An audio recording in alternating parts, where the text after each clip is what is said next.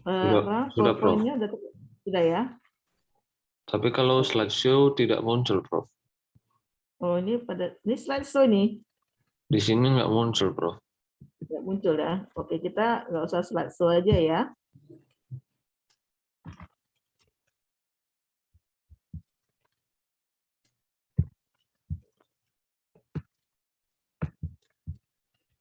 Ini sudah? Sudah, Prof. Sudah ya. Baik.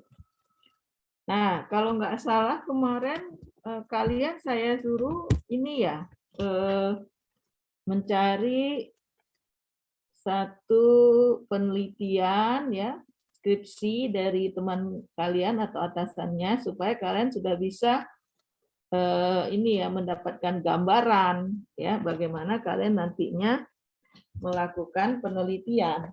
Ada yang sudah dapat? Ada yang sudah dapat ininya? Contohnya? Oke ya, tapi nanti akan saya tunjukkan ya. Cuman ini contoh yang ada pada saya ini masih yang apa ya, masih yang lama, tapi masih update lah ya kira-kira. Baik. Nah, apa definisi tinjauan pustaka ya? Jadi tinjauan pustaka itu merupakan penelusuran kepustakaan. Mungkin saya sudah pernah menyampaikan kepada kalian ya, bahwa meneliti itu sebenarnya kegiatannya adalah mencari ilmu ya dan mendapatkan ilmu. Nah, jadi 50% kegiatan dari penelitian itu adalah membaca. Ya, membaca. Karena kita membuat penelitian itu harus ada dasar-dasar teoritisnya. Ya, kalau kemarin saya ceritakan kenapa kita meneliti itu harus ada masalah, ya, maka ketika kita sudah meneliti, kita harus mengumpulkan data-data dan sumber-sumber informasi, ya, baik dari buku-buku maupun jurnal-jurnal, supaya kita mempunyai dasar ya dalam melakukan penelitian ini. Jadi tinjauan pustaka itu adalah uraian mengenai teori. Jadi namanya uraian ya, penjelasan mengenai teori-teori terkait penelitian yang akan kita teliti, konsep ya, kemudian prinsip, asumsi atau pendapat ahli dan hasil penelitian terdahulu yang relevan dengan permasalahan, tujuan, dan manfaat penelitian.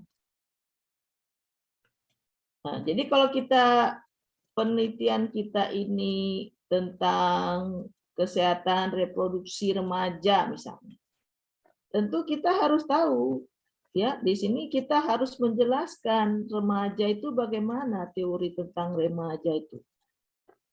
Ya, dan kemudian dikaitkan dengan kesehatan reproduksinya. Gitu ya. Jadi di tinjauan pustaka itu ada teori-teori, ada konsep-konsep, ada prinsip, ataupun juga pendapat para ahli yang kita masukkan itu, dan juga hasil-hasil penelitian terdahulu ya yang mendukung penelitian kita ini.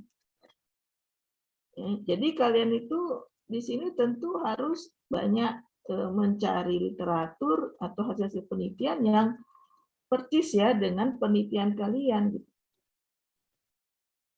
Ya, sekarang ini justru kita sangat dimudahkan ya dibandingkan dengan kondisi beberapa tahun yang lalu. Ya. Nah, jadi kalau katakanlah beberapa tahun yang lalu itu belum ada internet ya, jadi orang tetap melakukan aktivitas penelitian ini, tapi sangat sulit gitu mendapatkan sumber informasi karena dia harus datang ke perpustakaan ya untuk membaca ya, baik untuk buku-buku maupun hasil-hasil penelitian. Kalau dahulu itu jurnal-jurnal itu dibuat dalam satu buku dan dikirimkan ya ke setiap sentra-sentra perpustakaan yang ada. dikirimkan gitu ya dalam bentuk buku.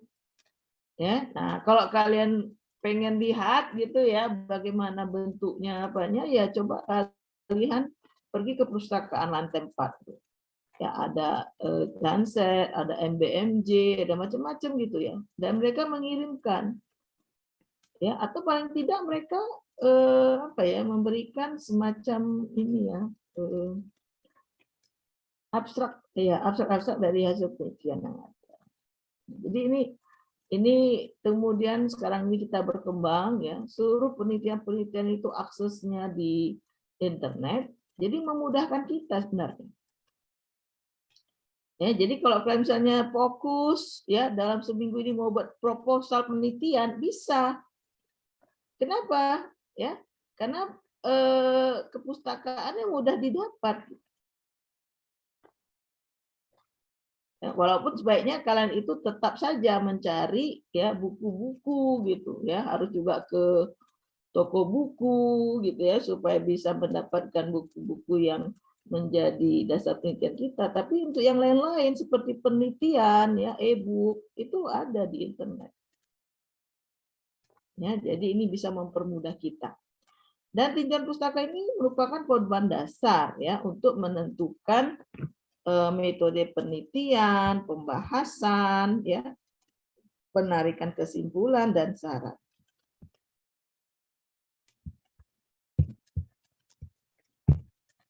Nah, tinjauan pustaka ya agar peneliti ya gunanya ini agar peneliti mempunyai wawasan yang luas untuk mengembangkan atau mengidentifikasi variabel yang akan diteliti. Ya, jadi kalau kita menjadi seorang peneliti ya atau melakukan penelitian itu akan membuat diri kita itu sangat berilmu ya tentang topik yang akan kita teliti itu. Karena kita harus bisa mengembangkan atau mengidentifikasi variabel yang akan diteliti. Ya, tentu kita harus punya wawasan gitu ya yang luas untuk itu. Kemudian juga tinjauan pustaka ini menghindari pengulangan dari penelitian yang telah dilakukan oleh orang lain. Jadi kalau penelitian itu semakin sering diulang-ulang, maka nilai dari penelitian itu menjadi rendah. Rendah dia. Ya. Tapi kalau penelitian itu baru kita yang meneliti, maka kualitas penelitian itu menjadi tinggi. Nah, maka kalian itu harus ya mencari ide ya apa ya penelitian yang belum pernah diteliti. Ya. Nah, sekarang aja kita ya dengan dihadapkan pada kondisi pandemi ini sebenarnya banyak sekali ide-ide untuk penelitian karena semua sudah berubah. Ya, karena ada perubahan itu tentu harus ada penelitian-penelitian. Pelayanan kesehatan banyak berubah. Sekarang banyak menggunakan telemedicine. Nah, tentu perlu dievaluasi gitu ya. Kemudian fokus perhatian kepada penyakit COVID-19. Nah, bagaimana penyakit yang lain itu? Ya, kalau kita kaitkan dengan masa pandemi. Jadi ini situasi yang memang sangat banyak ide-ide atau gitu penelitian karena sudah ada perubahan. Jadi dia menjadi baru lagi gitu. Ya, menjadi baru karena terjadi perubahan gitu. Ya, jadi kalian ya harusnya banyak ide ya. Jangan mengulang-ulang penelitian orang lain. Ya, saya sering sekali melihat itu judulnya itu aja gitu ya.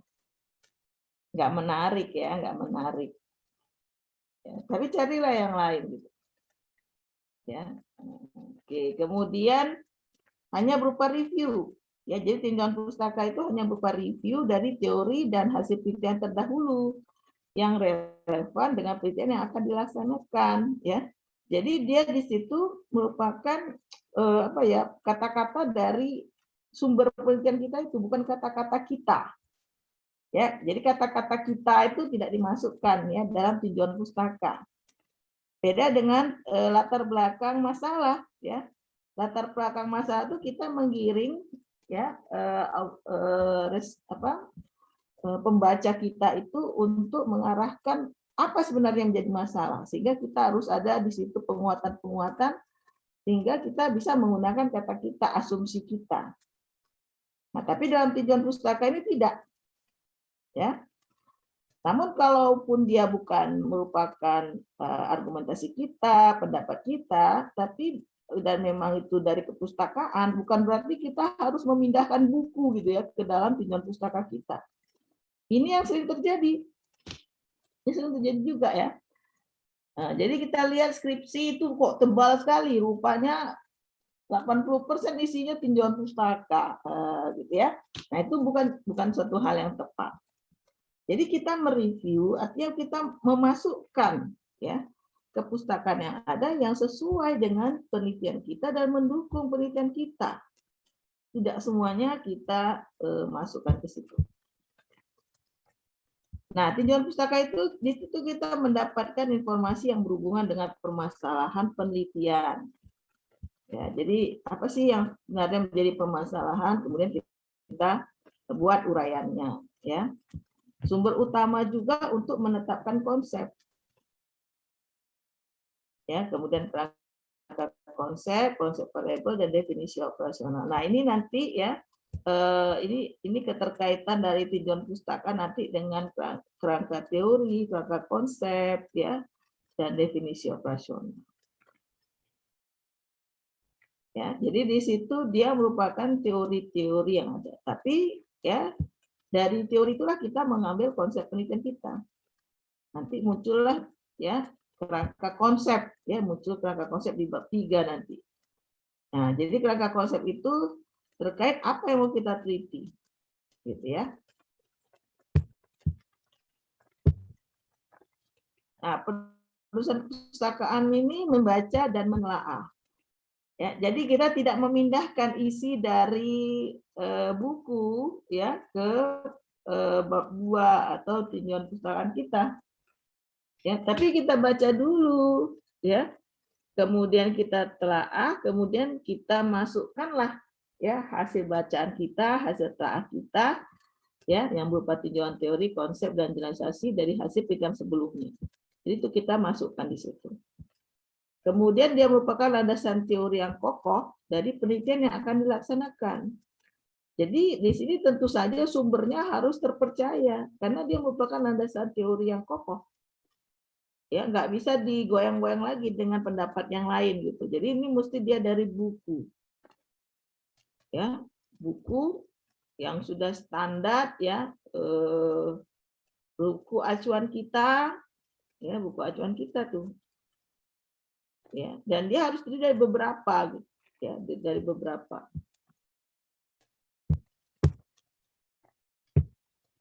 Nah, sumber informasi. Ya. Nah, tadi saya sudah menyatakan ya bahwa ini merupakan teori yang kokoh ya. Jadi berarti sumbernya harus terpercaya. Ya, dan update gitu ya. Update itu harusnya terbaru gitu, terbaru.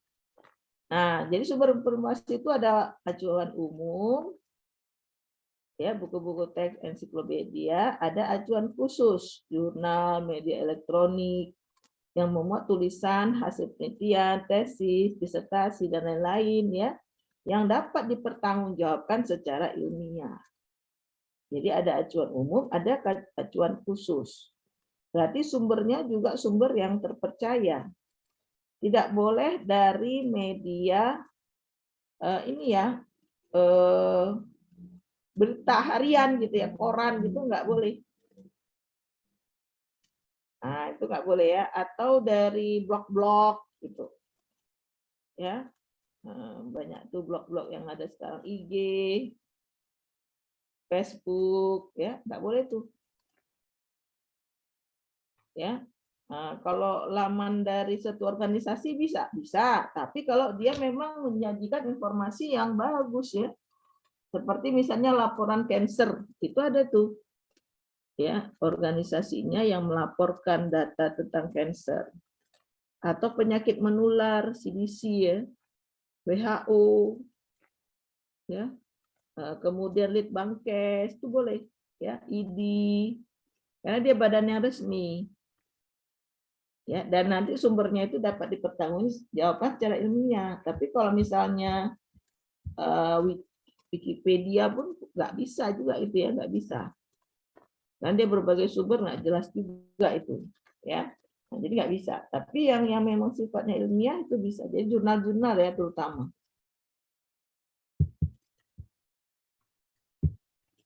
Nah, bagaimana memilih sumber informasi? Ya, jadi kriteria pemilihan sumber informasi itu adalah mutakhir, ya. Berisi informasi yang terbaru.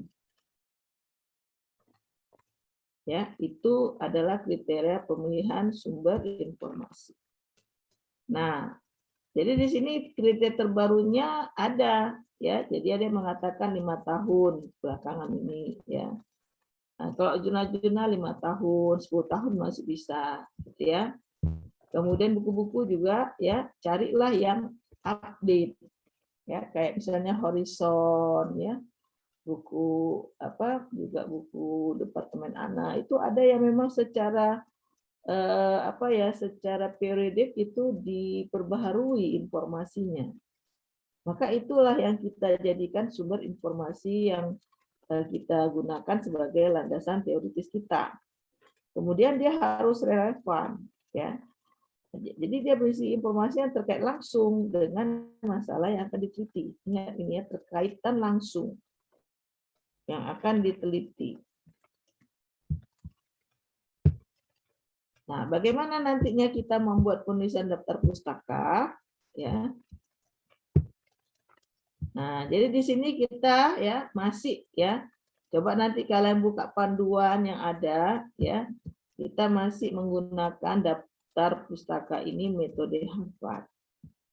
Apa Harvard itu? Ya, jadi dia penulisan referensi dalam naskah berdasarkan nama dan tahun penerbitan dalam tanda kurung atau mencantumkan nama pengarang diikuti tahun penerbitan dan tanda kurung. Itu ya. Nah, penelitian daftar pustaka berdasarkan urutan alfabetis dari nama pengarang. Ya, jadi tapi nama pengarang ini ya dia dibalik gitu, family name-nya di luar. Ya, baru namanya gitu. Ya, jadi kalau misalnya Parlaungan Siregar. Nah, jadi Siregar itu dianggap family name. Jadi Siregar dulu baru Parlaungan. Ya. Jadi dia dan nanti dia ya yang namanya itu Siregar P gitu ya. Jadi dia di urutan S. Gitu. Nanti kita lihat contohnya ya. Nah, bagaimana cara penulisan daftar pustaka menurut metode Harvard dan naskah? Ya. Nah, jadi seperti ini. Jadi nama family-nya yang ada. Ya, kecacingan bla bla bla gitu ya. Lubis 1992. Jadi ada nama dan ada tahun ya. Nah, nanti ketika menulis di list daftar pustakanya di belakang ya, nanti muncul ini Lubis, P misalnya ya. Parlaungan Lubis 1992 ya. Nah, juga bisa membuatnya seperti ini ya, menurut Lubis 1992 prevalensi kecacingan di kalangan SD di Kabupaten Asal mencapai 30%. Ya, jadi ini tekniknya ya, cara kita nanti membuatnya dalam citasi. Ya. Nah, kalau misalnya kita mengambil tapi di situ kutipan dari sumber kedua ya. Nah, misalnya seperti misalnya dalam buku saya lah misalnya ya. Ada cerita tentang Hendrik L. Bloom yang menerangkan tentang teori kesehatan. Ya, makanya kalau seperti itu ya, jangan dibuat ini ya, jangan dibuat langsung Bloom gitu ya. Karena kita nggak membaca atau dibuat Wahyuni gitu. Tapi dibuat seperti ini.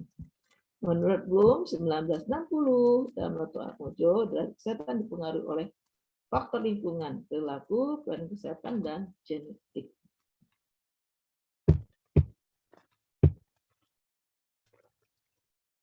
Nah, cara perusahaan daftar pustaka menurut Harvard ya, alfabetis ya. Jadi dia A duluan ya, berikutnya B dan seterusnya. Jadi nama lengkap penulis, editor atau lembaga yang bertanggung jawab atas penerbitan buku tersebut. Kemudian judul buku ya, artikel, bab dari buku atau makalah. Nanti ini tolong ya kalian juga mencari sumber-sumber kepustakaan tentang metode Harvard ini yang terbaru. Ya, jadi kalian cari ya, kalian ikuti yang terbaru itu, tapi memang dia mempunyai ciri yang sama. Kemudian data penerbitan untuk buku berikut jilid, edisi, tahun terbit, penerbitan kotanya. Ini urutannya ya. Kemudian data penerbitan majalah adalah judul majalah, ya, tahun, nomor tahun penerbitan, dan halaman artikel. Ya, jadi di sini kalau kita pakai jurnal, ya, maka dia itu harus ada ininya ya, volumenya dan halamannya gitu ya.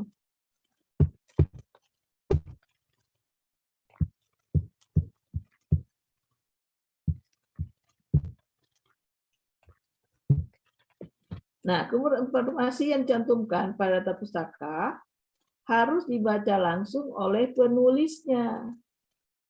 Ya, jadi gini nih, ya kalau kita misalnya membaca satu jurnal, ya satu jurnal yang kita baca adalah teori-teori ya dari jurnal itu, ya yang ada di pembahasan, yang ada di pendahuluan gitu. Ya, misalnya dari si Martin. Ya, Martin menulisnya dalam jurnal, tapi dia mengambil sumber si Green misalnya. Ya. Nah, jadi kita harus upayakan juga membaca yang si Green ini supaya kita mendapatkan informasi dari sumber yang langsung. Dan sumber informasi harus relevan dengan masa penelitian. Ya, ini berulang kali sampaikan supaya kita itu fokus ya terhadap penelitian kita ya. Nah, jadi hal-hal yang nggak perlu tuh kita tidak masukkan. Kemudian penggunaan abstrak sebagai acuan sedapat mungkin dihindari. Ya, bila sangat perlu, biar acuan tuliskan keterangan abstrak. Nah, ini memang nggak usah lah ya kita ambil abstrak ya karena tanggung informasinya. Lebih bagus kita mengambil dari jurnal yang full text gitu. Ya, yang full text. Ya, kalau nggak salah kita ada kemarin mengajarkan kepada kalian bagaimana ya mendapatkan jurnal-jurnal itu dengan menggunakan PubMed ya. Dan kita bisa batasi tahun-tahun yang kita inginkan gitu ya. Nah, kita boleh searching di situ. Nah, penulisan nama pengarang, nama penulis ditulis semua bila mencapai 6 orang. Bila lebih dari 6 orang, dituliskan yang 6 itu, baru ditambahkan add all. Itu dia. Ya, caranya kita membuat nama penulis. Ya, nama penulis. Ya. Nah, kenapa demikian? Karena kita betul-betul harus menghargai ya hasil karya orang lain. Ya, jadi dicantumkan. Ya, setiap penelitian itu merupakan kontribusi dari banyak orang. Ya, jadi mungkin bisa aja ada beberapa penulis di situ.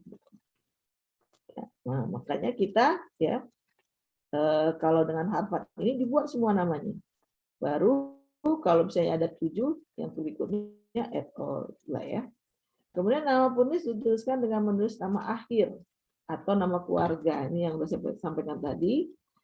Nama awal atau dan nama keluarga itu mendahului nama awal atau inisialnya. Nah, misalnya ya, saya banyak tulisan ya di jurnal internasional. Nah, tapi nama saya itu yang topnya bukan Arlinda gitu ya, tapi Wahyuni. Ya, Wahyuni, A.S. Ya, nah kalau kalian ingin mencari ya di Scopus ya. Nah, Scopus itu pengindeks ya, jadi yang membuat tulisan-tulisan. Ya. Jadi nyarinya Wahyuni ATTS gitu. Ya, misalnya Rina Amelia tuh banyak tulisannya Amelia, R gitu. Jadi dia A justru ya, padahal namanya R. Ya, kebalikan dengan saya, nama saya Arlinda tapi di bawah nanti itu di Wahyuni, di W ya. Nah, gitu ya.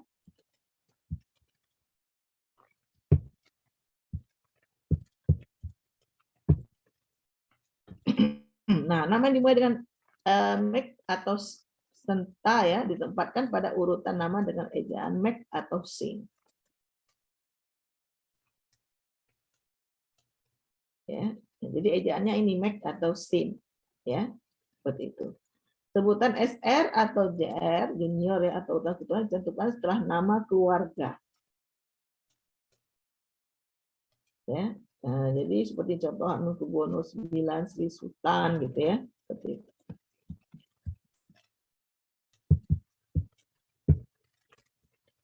Nah, nama ganda ya dituliskan berdasarkan nama pertamanya. Contoh, Y on Pon yang dituliskan menjadi Pon W.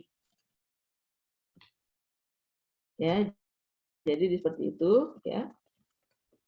Kemudian nama Cina dituliskan berdasarkan nama keluarga. Itu lebih dahulu, misalnya Sofian Tan gitu ya misalnya. Nah, jadi Tan, S. Jadi Tan OS ya. Nah, ini adalah penulisan aspek lain dalam daftar pustaka. Penulisan judul buku, artikel dalam buku, dokumen dalam daftar pustaka ditulis dengan cetak miring.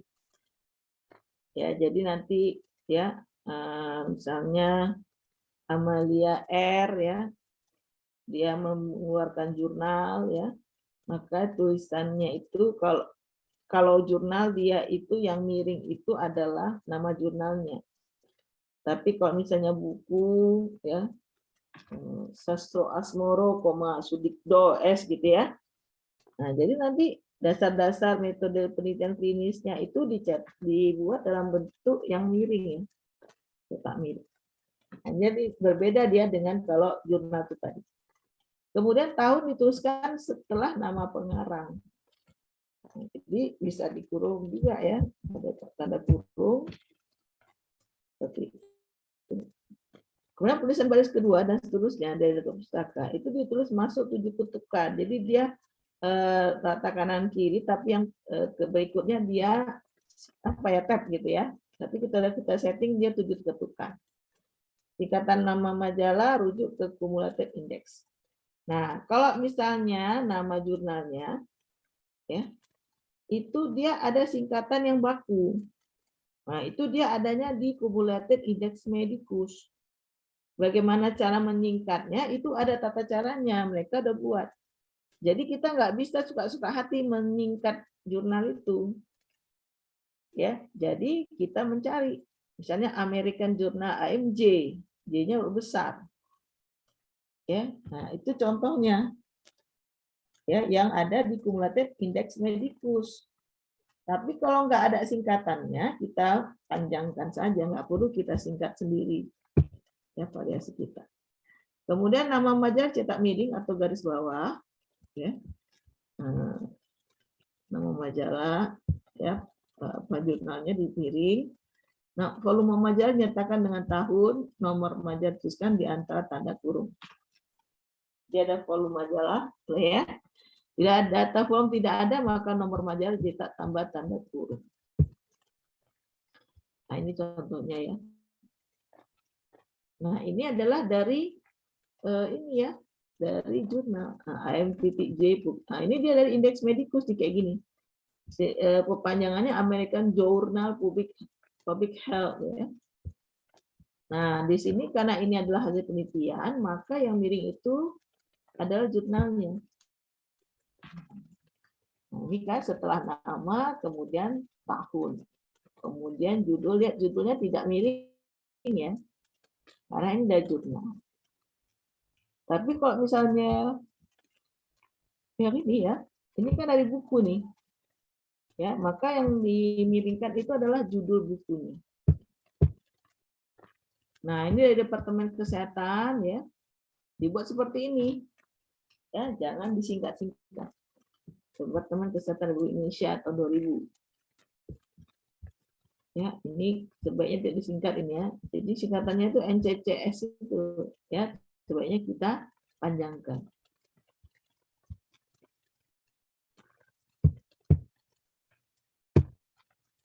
Kesimpulan, kajian pustaka merupakan pedoman dasar untuk menentukan metode penelitian, pembahasan, penelitian kesimpulan dasaran. Semua informasi yang diambil untuk penulisan harus dicantum pada daftar pustaka yang tulisannya mempunyai ketentuan tertentu yang harus ditaati. Baik, ada yang ingin bertanya sampai di sini?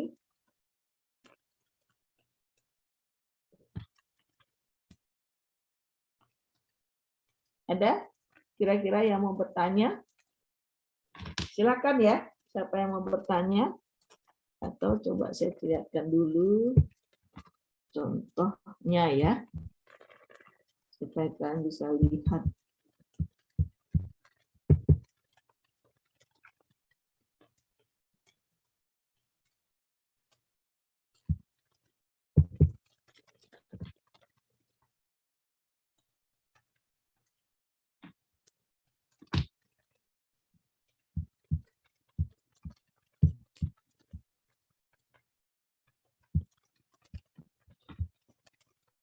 Kita stop share dulu ya. Ada yang mau bertanya? Silakan.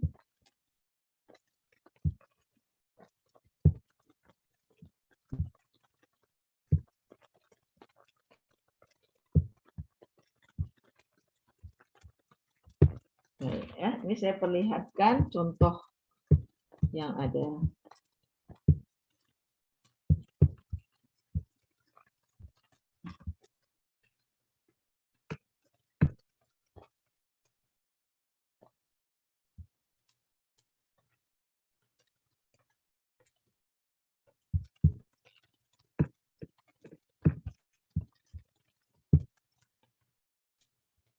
Sudah terlihat? Sudah, Prof. Ya, ini contohnya ya. Nah, ketika kita buat judul, itu bagusnya dia seperti piramid apa ya, segitiga terbalik gitu atau piramid. Ya, jangan dia buatnya seperti apa ya, besar di lantainya enggak, dia mengerucut seperti ini. Ini udah 12 tahun yang lalu nih. Nah, nanti ini kan harus pakai yang terbaru ya, yang ada tanda merah.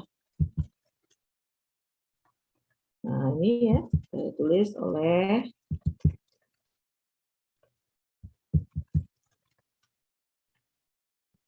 nah, dia berpengesahan.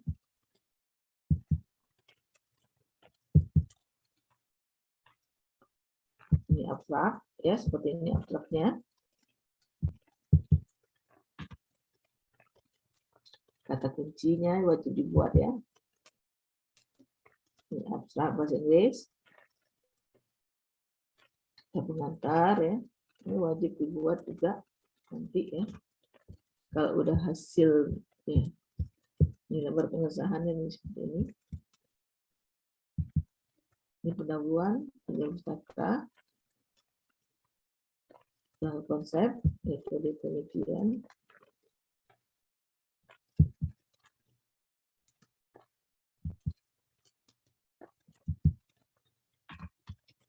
Iya, ini dia contohnya ya, pembuatannya. Ini harus ada singkatan, harus tabel ya. Lampirannya juga. Nah, ini contoh ya, membuat latar belakang.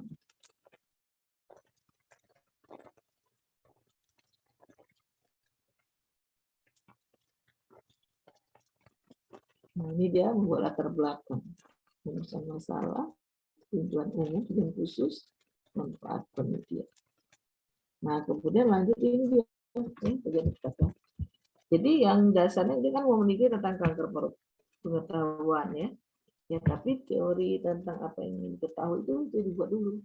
Walaupun nggak terlalu banyak ya. definisi, ekologi, kanker, ya. Ya, jangan pula setelah terlalu dalam penjelasan ini, yang permukaan aja ini. Ya. Baru nanti apa yang mau diteliti ya.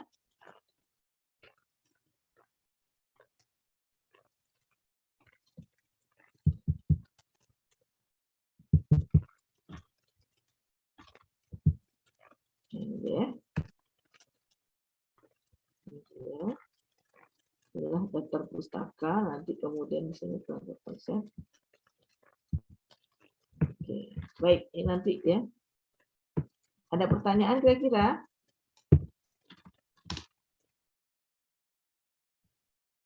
Nggak ada? Kita break sebentar ya. Ada pertanyaan? Silakan. Karena ini kita lanjut nanti di jam 9 lewat dikit lah ya. Ada pertanyaan? Silakan. Izin bertanya, Prof, dalam mengambil pinjam pustaka, apakah ada cara Prof menghindari terkena plagiarisme? Oh ya, oke. Bagus ya pertanyaannya, ya. Jadi ya kita memang di sini ya dalam mengambil kepustakaan itu, ya, tentu kita mengambil dari berbagai sumber. Ya, mengambil dari berbagai sumber, dan yang dinamakan plagiarisme itu kalau tidak kita cantumkan sumbernya. Ya, kalau nggak kita cantumkan, ya, kemudian di tempat lain ada di ini, nah itu namanya kita plagiarisme. Namun ketika kita memasukkan sumbernya itu ada tata caranya. Ya, tata caranya adalah kita memasukkan informasinya, sebenarnya bukan bulat-bulat seperti itu, ya. Bagaimana style kita ya dalam menerangkan itu, kemudian kita memasukkan rujukan, kita buatlah ya sumbernya. Nah, gitu kira-kira. Ya. Nah, jadi itu dia. Karena ini memang dari sumber buku atau jurnal, memang kita ambil. Ya, dan memang yang dikatakan plagiat itu kalau nggak kita sebutkan dari mana sumbernya. Lagi kita menyebutkan nggak apa-apa. Oke ya. Oke ya, kita break sebentar ya. Ini ada telepon pula. Ya, nanti kita lanjut lagi, nanti ada tanya jawab.